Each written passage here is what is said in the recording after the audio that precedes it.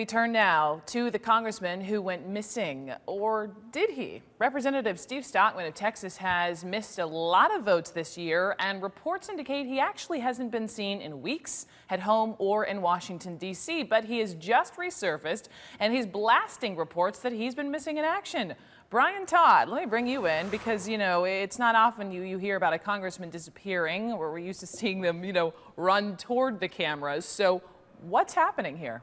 It's been a big mystery for 2 weeks, Brooke. Congressman Stockman's office, you mentioned, just issued a press release a short time ago, essentially saying that he was testing the media to see if they noticed what was going on. In that press release, it says the congressman returned today from a 10-day official congressional visit to Egypt, Israel, and Russia, which it says he took with State Department officials. The press release says Stockman was with the media and conducted press conferences with State Department officials in every city he visited. His press release says this, it's fairly bizarre, quote, "Reporters knew I was on an official State Department trip, but refused to admit the truth because it would have spoiled their bizarre stories. We decided to hold out and see how long reporters would pretend they didn't know I was on official business." And we have called and emailed the State Department to see if they're going to verify any of this. They have essentially not played on this. They said they refers to the House Foreign Affairs Committee. We're trying to get in touch with them. We've also called and emailed Congressman Stockman's office to see if they can explain this further, explain why he's not been on the campaign trail and has missed 17 straight House votes, has been MIA for at least 2 weeks.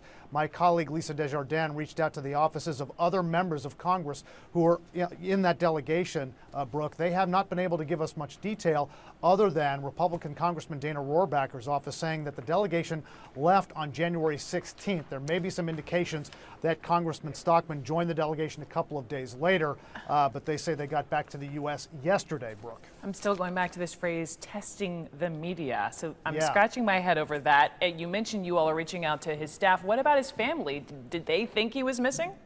We've tried to get answers on that. We've called not only his congressional office to try to get some answers on this, we also called his campaign office in Texas.